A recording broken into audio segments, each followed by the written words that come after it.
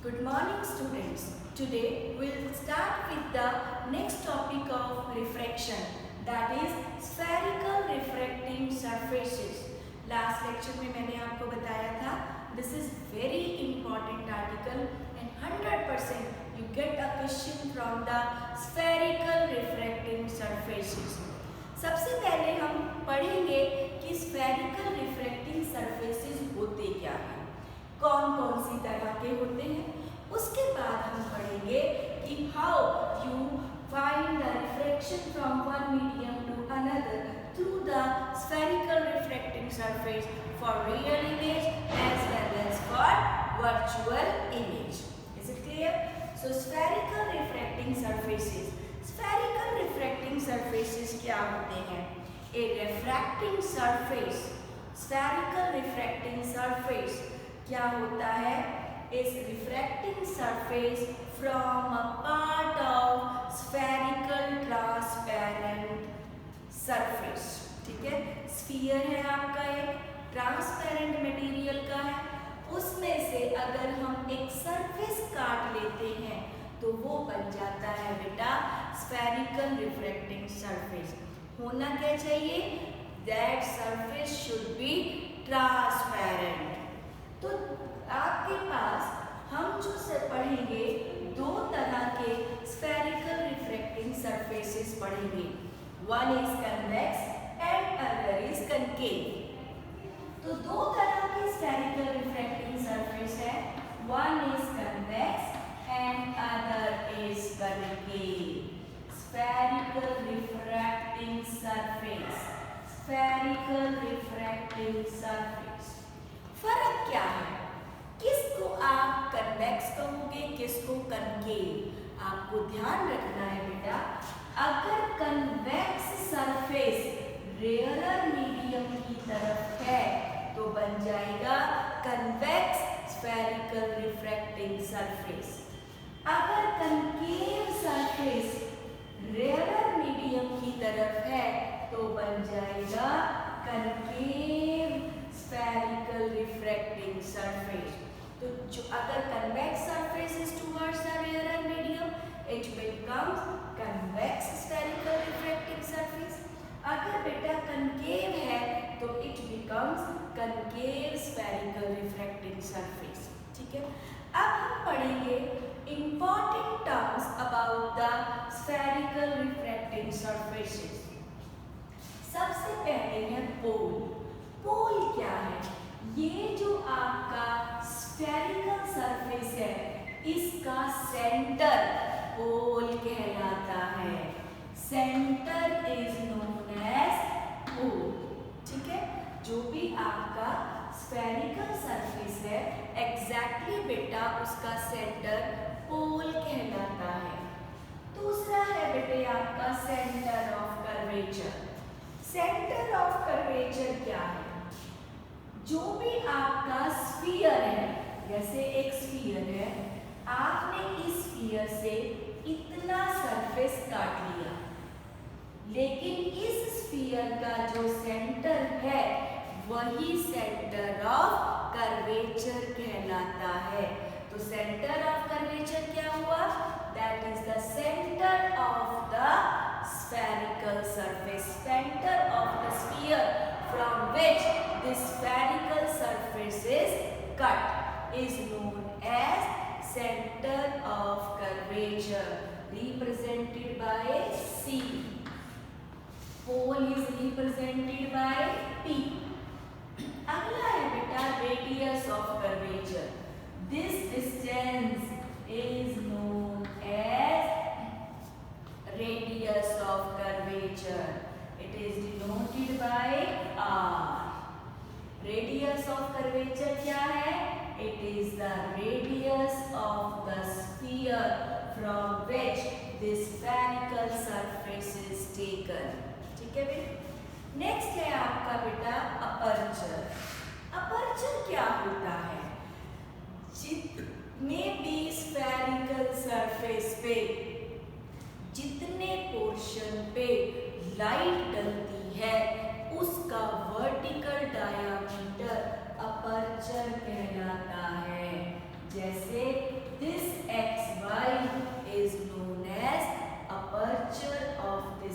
surface. This xy is known as aperture of this surface. ठीक है भाई? अब है आपके पास एक चीज जो हम बार बार इन डायग्राम्स में यूज करेंगे कि अगर हम जैसे ये स्फीयर है, एक ये स्फीयर है, अगर हम सेंटर ऑफ कर्वेचर से कोई भी लाइन इस कर्व्ड सरफेस पे ड्रॉ करते हैं वो हमेशा परपेंडिकुलर होती है. Any line that is any of the radius is the perpendicular to the spherical surface. ठीक है बेटा? तो these were the few terms जो हम फ्रीक्वेंटली बार बार आर्टिकल्स में यूज करेंगे. अब है आपके पास Cartesian sign convention. Cartesian sign convention क्या है? तीन तरह की साइन कन्वेंशंस हैं. पहले, all the distances are measured from pole. All the distances are measured from pole. ये पहली साइन कन्वेंशन है बेटा. Second sign convention, the distance is measured in direction of incident light. Incident light is taken to be positive and oppositely taken to be negative. ठीक है? मतलब अगर आपकी light ऐसे जा रही है और आप ओपी डिस्टेंस मेजर करना चाहते हो तो वो पॉजिटिव होगा. Third, height above the principal axis. Height above principal axis, ये प्रिंसिपल एक्सिस है बेटा. अबव प्रिंसिपल एक्सिस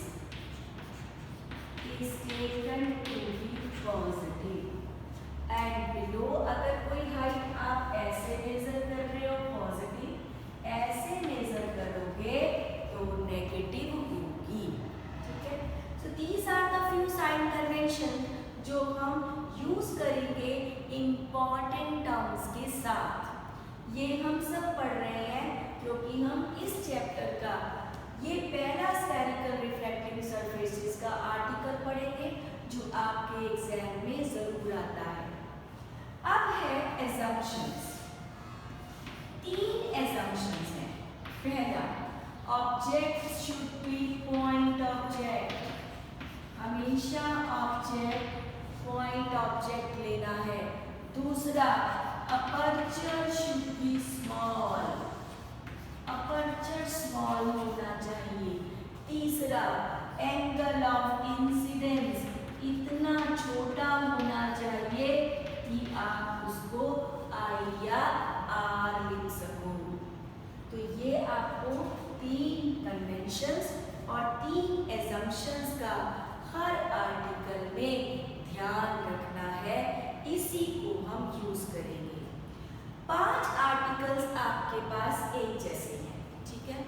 अगर मैं यहाँ पे एक आर्टिकल सॉल्व करती हूँ और आप उसके स्टेप्स अपनी नोटबुक पे प्रॉपर लिखते हो तो बाकी 4 आर्टिकल बिल्कुल उसी तरह आप खुद भी कर सकते हो. ठीक है? तो हम एक आर्टिकल पहले डिटेल में एक्सप्लेन करेंगे, उसका हर पॉइंट आपसे डिस्कस करेंगे ताकि आपको दिक्कत ना आए. तो पहला आर्टिकल ध्यान से सुनिए. रिफ्रैक्शन ऐसे ही आता है एग्जाम में. Refraction from rare to denser convex surface real image बननी चाहिए. तो क्या करोगे? ये आपका बेटा कन्वेक्स सरफेस हो गया. ये अभी हमने पढ़ा इसका पोल हो गया. ये सेंटर ऑफ कर्वेचर हो गया. सेंटर ऑफ कर्वेचर से कोई भी लाइन इस सरफेस पे ड्रॉ करोगे तो वो हमेशा परपेंडिकुलर होगी. तो इस पॉइंट को हमने ए मान लिया. ठीक है बेटा? हर एक में आपने यही अल्फाबेट्स यूज करने हैं ताकि आपका आर्टिकल एक जैसा रहे। अब हम क्या करेंगे, यहाँ पे आपने एक पॉइंट ऑब्जेक्ट ओ मान लिया, ठीक है। ओ से आपकी लाइट ये हो गई इंसिडेंट लाइट, ठीक है, ये हो गया एंगल ऑफ इंसिडेंस। ये जो है आपका स्फेरिकल सरफेस, ये रेयरर और डेंसर मीडियम को अलग करना है। जब रे रेयरर से डेंसर में जाएगी, it went towards the normal. ये आपकी बन गई इमेज। तो क्या क्या बन गया, ऑब्जेक्ट, इमेज, दोनों पे एरो आएगा। इस सरफेस को XY is the refracting surface. अगला स्टेप, ऑब्जेक्ट के साथ हमेशा एक्यूट एंगल अल्फा, इमेज के साथ एक्यूट एंगल बीटा और C के साथ एक्यूट एंगल गामा। ये बन गया R। अगर आपके यहाँ तक सारे स्टेप्स ठीक हैं तो आपका क्या होगा, आर्टिकल अपने आप ठीक होगा, ठीक है। आर्टिकल्स के स्टेप्स ध्यान से देखिए। सबसे पहला स्टेप स्नेल्स लॉ अप्लाई करिए। First step apply Snell's law. क्या होगा, 1/2 is sin I upon sin R। ये हमें बहुत अच्छे से आता है, लेकिन हमें क्या करना है, इसको I by R nearly equal, ये हम पढ़ चुके हैं कन्वेंशन में। 1/2 को क्या लिख सकते हैं, μ2 बाय μ1। तो पहली इक्वेशन आ गई, μ1I is equal to μ2R। First equation, the most important equation. अब इसके बाद बेटा आपने क्या करना है, आपने दो ट्रायंगल्स लेनी है, एक ट्रायंगल OAC और एक ट्रायंगल IAC। दो ट्रायंगल्स लेनी है, one is OAC and other is IAC, ठीक है। तो ट्रायंगल OAC में क्या करोगे, OAC, सिर्फ एक ही rule, exterior angle is equal to sum of interior angles. तो I is equal to alpha plus gamma. हर बार एक स्टेप लेना है। अगले में IAC, gamma is equal to R plus beta, R plus beta. समझ आ गई? तो आपके पास दो इक्वेशंस आ गई, I is equal to alpha plus gamma, gamma is equal to R plus beta. I की वैल्यू और R की वैल्यू पुट कर दो, तो आपके पास अगला स्टेप क्या बनेगा बेटा,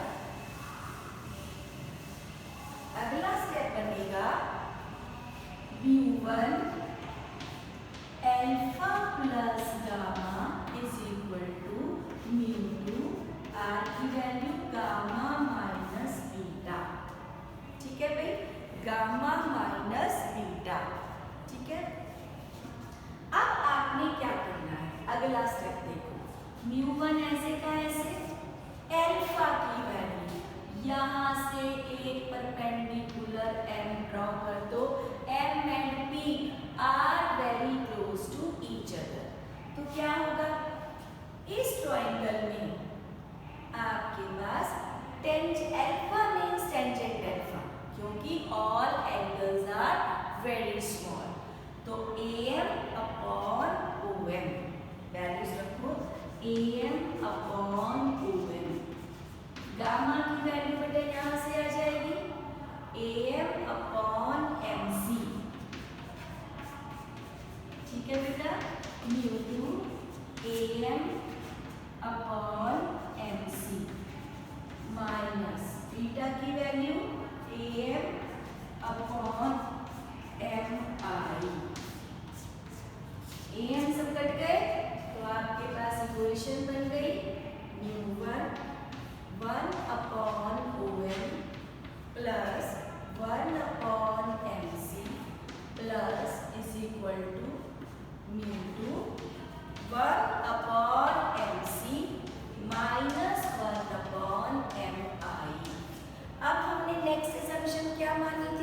अपर्चर इज वेरी स्मॉल। जब अपर्चर स्मॉल होगा तो M and P are very close to each other. तो आपके पास यही रिलेशन क्या बन जाएगा, 1/BO 1/BC μ2 1/BC minus 1/PL। Values रख दो। ऑब्जेक्ट का डिस्टेंस PO हमेशा u होता है, स्टैंडर्ड कन्वेंशन। ये अभी हमने पढ़ा r होता है, ये हमने पढ़ा p होता है। वैल्यूज रख दो। PO माइनस u, सारे के डिस्टेंसेस क्या होगा, मेजर होंगे पोल से। लाइट इधर जा रही है, PO अपोजिट जा रहा है, minus u। PC plus 1/r μ2 1/r minus 1/v। समझ आ गई भाई? तो this is how you put the values. ठीक है, अब आप क्या करोगे, μ1 minus u plus μ2/v is equal to μ2 इधर जाएगा माइनस μ1/r। तो ये आपके पास रिलेशन आ गया, minus μ1/u plus μ2/v is equal to μ2 minus μ1/r।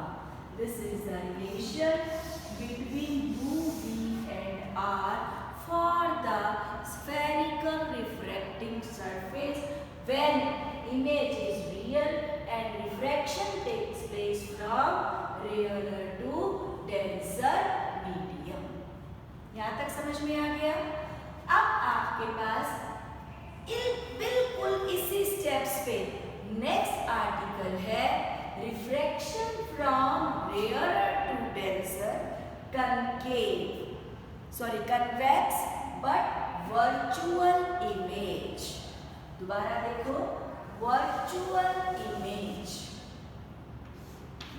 Next article है वर्चुअल इमेज।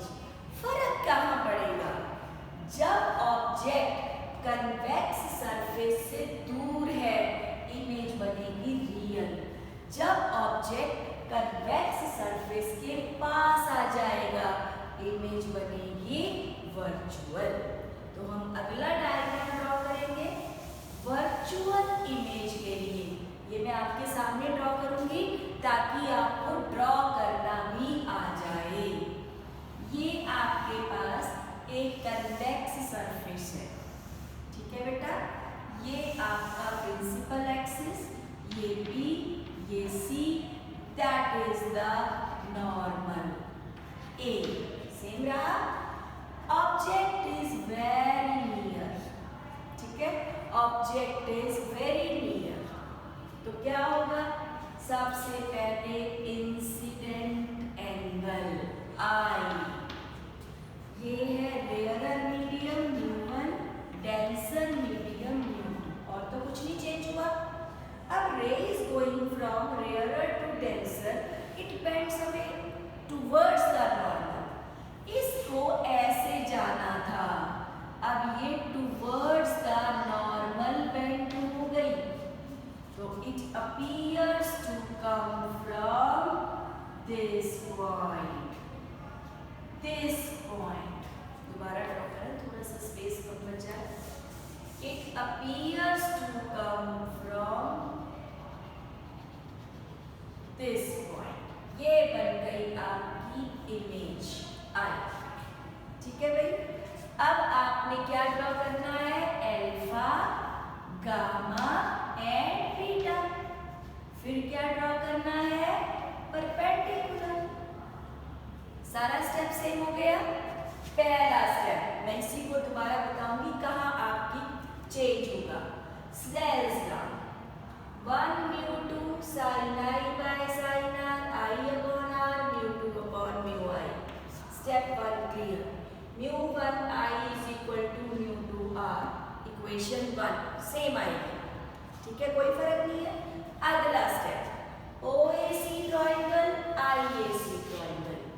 दोनों ट्राइंगल्स ले ली, I is equal to alpha plus gamma, इस इक्वेशन को हमने चेक करना है। अब I आपने ट्राइंगल ली OAC, angle I is alpha plus gamma, बिल्कुल ठीक। अगली IAC, अब अगली ट्राइंगल आपने लिया IAC, क्या इक्वेशन बनेगी? इक्वेशन बनेगी IAC के लिए R is equal to gamma plus beta. ये इक्वेशन बेटा आपकी चेंज हो गई। R is equal to exterior angle is sum of two interior angle opposite. तो ये इक्वेशन आपकी नेक्स्ट आर्टिकल के हिसाब से चेंज हो गई। R is equal to gamma plus beta. ठीक है बेटा, अब आपको वैल्यूज रखनी है alpha plus gamma, gamma plus beta, AM upon OM, AM upon MC, AM upon MC, AM upon MI। यहाँ क्या आ गया? पॉजिटिव। बाकी सबसे यहाँ क्या आ गया? पॉजिटिव। यहाँ क्या आ गया? पॉजिटिव। अब आपको वैल्यूज रखनी है। अब वैल्यूज रखते हुए आप कहोगे this distance U, this distance B and this distance is R। तो PO इज माइनस U, बिल्कुल ठीक है। PC इज प्लस R, बिल्कुल ठीक है। PC इज प्लस R, बिल्कुल ठीक है। PI इज माइनस, यहाँ प्लस माइनस B, क्योंकि PIB opposite to the incident line है। समझ आ गया? तो अब आपके पास सेम इक्वेशन -1/u प्लस, इधर से ये माइनस ही है, प्लस μ2/v, μ2 माइनस μ1/r। तो जब भी बिल्कुल सेम स्टेप्स हैं, हर आर्टिकल में सिर्फ इन इक्वेशंस में फर्क पड़ेगा। अगर इन इक्वेशन में कहीं फर्क पड़ता है तो आपका प्रूफ थोड़ा सा चेंज हो जाता है, अदरवाइज 5 के 5 आर्टिकल्स बेटा एक जैसे हैं और बोर्ड में ये आर्टिकल जरूर आता है। समझ आ गई? तो 2 आर्टिकल समझ में आ गए। ये था refraction from rare to denser, convex surface, virtual image. अब है आपका, लिखिए, refraction from rare to denser, concave surface and virtual image. यहाँ पे क्या आएगा? Concave surface, concave surface, virtual image. अब डायग्राम मैं दोबारा बनाऊंगी ताकि आपको फर्क पता लगे। डायग्राम में क्या है? ये आपका एक कनकेव सरफेस है। ये इसका क्या है? Principal axis. ये P है बेटा, इसका C इधर आएगा। ये गलती आप सबसे ज्यादा एग्जाम में करते हो। सेंटर ऑफ कर्वेचर आप इसका भी इधर ले लेते हो। सेंटर ऑफ कर्वेचर इधर लेना है, जिधर इसका स्फेरिकल सरफेस है। ठीक है बेटा? तो ये आपके XY हो गया बच्चे। अब आपने इसका ऑब्जेक्ट लेना है। ऑब्जेक्ट आप जितना दूर लोगे उतना अच्छा है। तो पहला स्टेप क्या है कि आपने नॉर्मल ड्रॉ करना है। पहला स्टेप आपने नॉर्मल ड्रॉ करना है। Any line is known as normal. ये नॉर्मल हो गया आपका। तो इस पॉइंट को हम क्या कहेंगे? ए। ये रेयरर मीडियम, ये डेंसर, ये न्यूअर, ये न्यू। ठीक है? अब द रे को इंसिडेंट हो गई भाई। चलिए, ये एंगल हो गया I। Ray is going from rarer to denser, it bent towards the normal.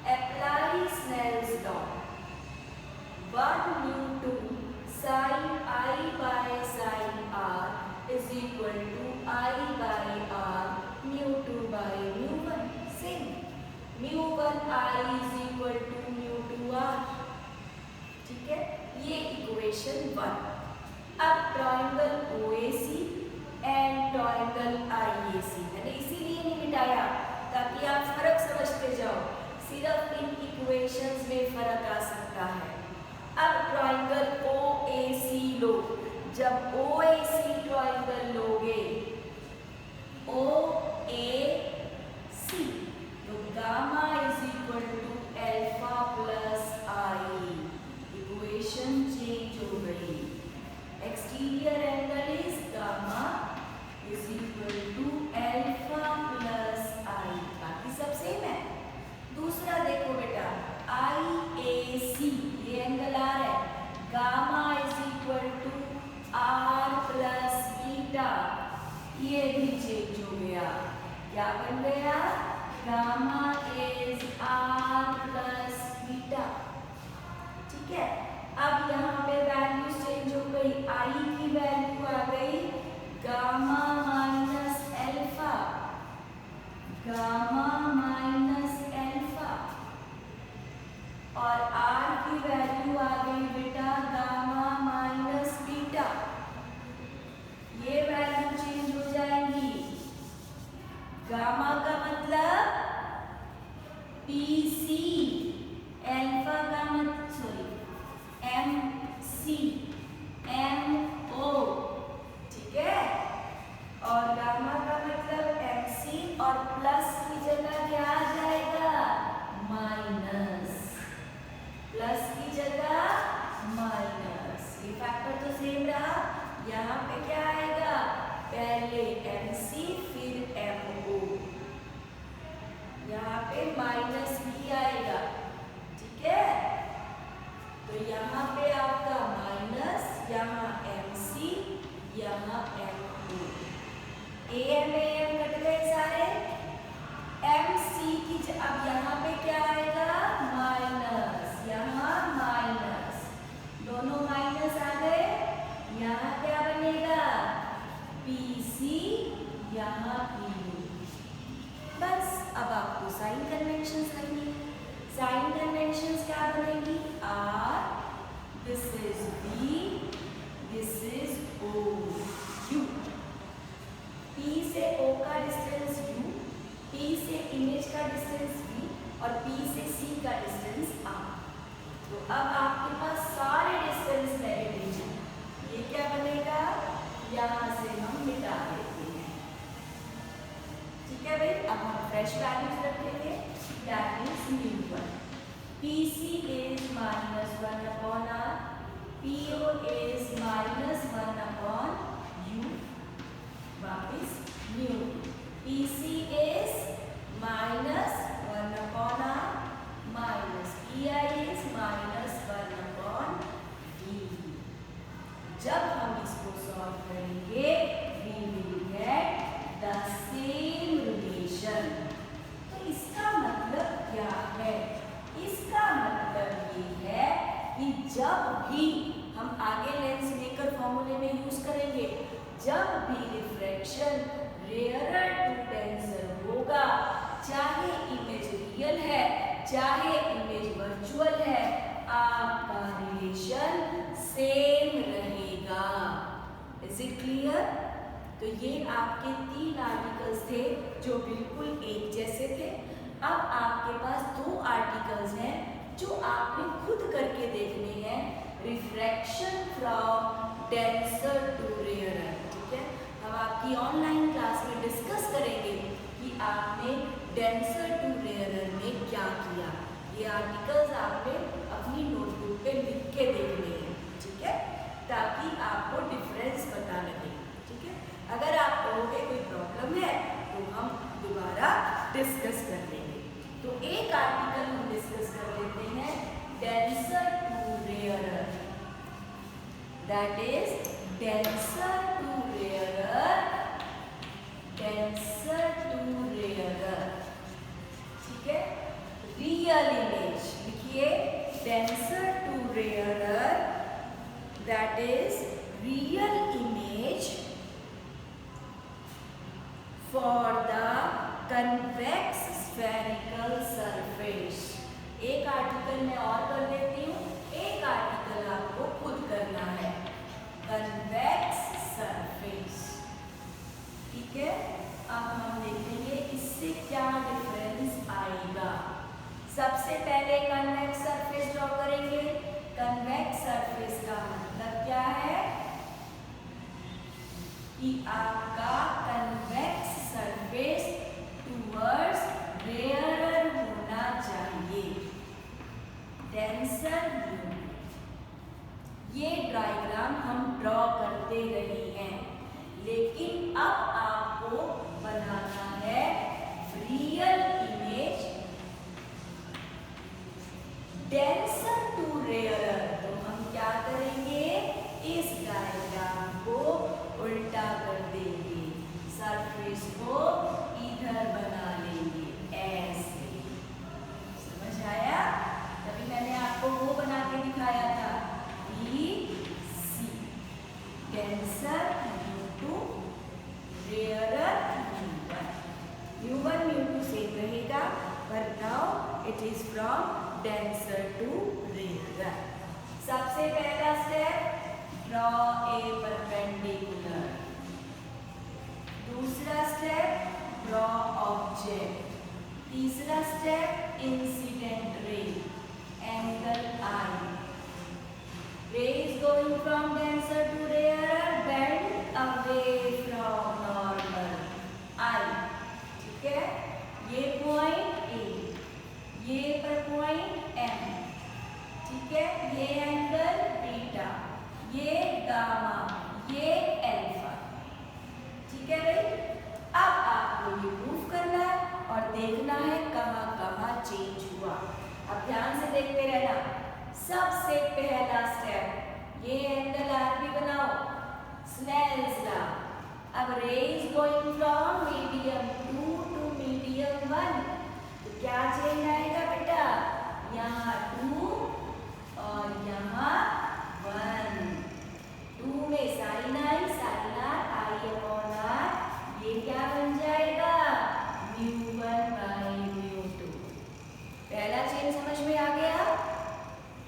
अब आपको क्या करना है, mu2 into I, mu1 into R, mu1 into mu2 into I, mu1 into R. तो इक्वेशन यहाँ चेंज हो गई, मतलब mu2 और mu1 चेंज हो गई। अगला step triangle OAC, triangle IAC। चलो भाई देखो, OAC gamma is equal to alpha plus I, gamma is alpha plus I, same रहा। IAC R is equal to gamma plus beta, change हो गया, R is equal to gamma plus beta. बस अगर आपका यहाँ तक का आर्टिकल ठीक हो जाता है, पहली बात तो आपको नंबर आधा या एक ही कटेगा। अगर आगे कहीं गलती भी हो जाती है तो आपका नंबर नहीं कटेगा। ठीक है, दूसरी बात, आपका गलत होगा ही नहीं। ठीक है, अब अगला यहाँ से आ गया, I is gamma minus alpha, R is equal to gamma plus beta, plus रहेगा ये बेटा, तो गामा की वैल्यू रख यहाँ पे mu2 आ जाएगा और यहाँ mu1। अब mu2, ठीक है, AM upon MC, AM upon MO, AM upon MC plus AM upon MI। तो क्या रहा, यहाँ माइनस, यहाँ प्लस हो गया, AM AM कट गए, 1 upon MC, 1 upon MO, 1 upon MC, 1 plus 1 upon MI। M की जगह हम P लिख देंगे, तो आपके पास सिर्फ फर्क क्या पड़ेगा, mu2 and mu1 interchange, mu2 and mu1 interchange. अब PC क्या है, माइनस R, बिल्कुल ठीक है, PO माइनस U, बिल्कुल ठीक है, PC माइनस R, बिल्कुल ठीक, प्लस PI क्या है, प्लस, PI क्या है, प्लस। तो जब हम इस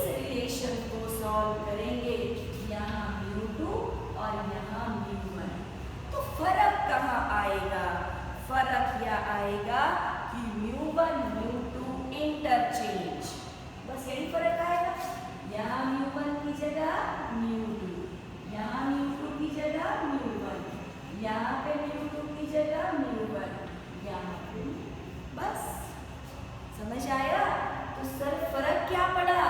अगर आपका रिफ्रैक्शन डेंसर टू रेयरर होता है, चाहे रियल इमेज है चाहे वर्चुअल इमेज है, आपका रिलेशन में दो रिलेशन हो गए, एक ये और दूसरा ये, बाकी सब सेम है। ठीक है बेटा, ये आपको याद करना है। This is for rarer to denser, this is for denser to rarer. एक आर्टिकल आपका रह गया है, नोट करो। Refraction from denser to rarer at a concave spherical refracting surface virtual image. ये आपको खुद करना है, ठीक है? करने के मैं आपको असाइनमेंट में भी यही आर्टिकल दूंगी ताकि आप इसको खुद लिख सको और डिफरेंस लिख सको। रिलेशन यही आएगा, समझ आ गई? This was all about the spherical refracting surfaces, very important topic and you will get the question 100% in board from this part. ठीक है? Okay बेटा, God bless you. Have a nice day.